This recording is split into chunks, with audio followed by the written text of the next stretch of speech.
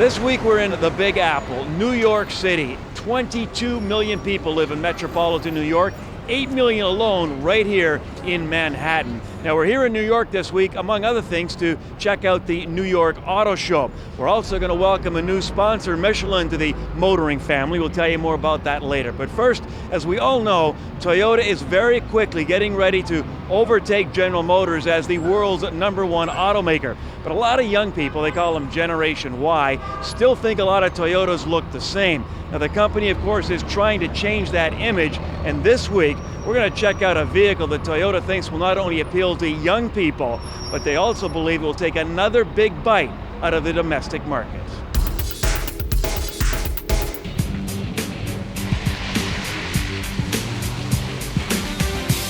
Tacoma's been an enormous success for us. It was all built around the Never Quit truck strategy, which talked about Toyota as the true global truck brand and the vehicle that you'd find long after the road ran out.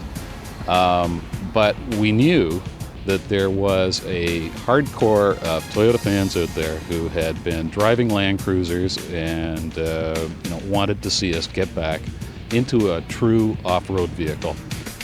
The FJ Cruiser was a styling exercise at first. It was a concept vehicle for the auto shows, but the response was so immediate and dramatic that we knew we had to bring this one to market.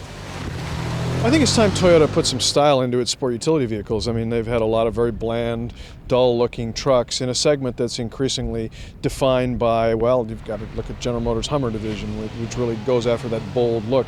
So by reaching a bit into their history and putting some pizzazz into the styling, the vehicle offers something that they don't have anywhere else in a Toyota showroom. The FJ Cruiser is an SUV that's biased towards off-road performance.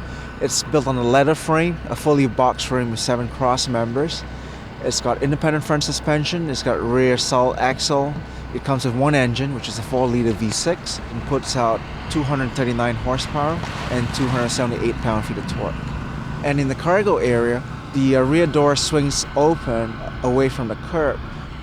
The styling ties in very closely to the original FJ40 series from the 1960s. And you can see that the front where you have the circular headlamps and the upright windshield, the white roof line, the wraparound rear windows on the 3/4 panels. So that ties in very closely to the original FJ40.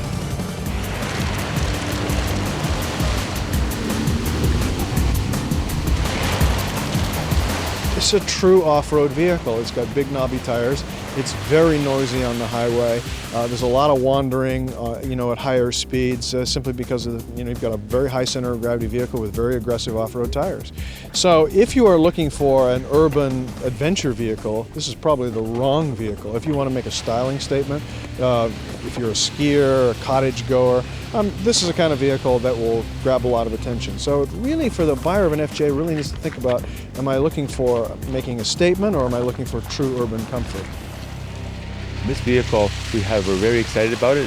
It's going to bring back the toughness back to Toyota image in terms of roadworthiness. This is just another one of our trucks that never quits. Now the pricing's right. It actually starts for under $30,000. You get the base package, 6-speed manual transmission, and you can get a fully loaded FJ Cruiser for under $40,000. We're still left with the fact that nobody, or virtually nobody, ever takes these trucks off-road. So it is a styling activity, but not unlike people who buy Porsches and will never do 250 kilometers an hour either. We now have about 15% of the market on the car side, but for the last year or so we've been down about the 5% share of the truck marketplace. So if we're going to grow, the opportunity is with trucks.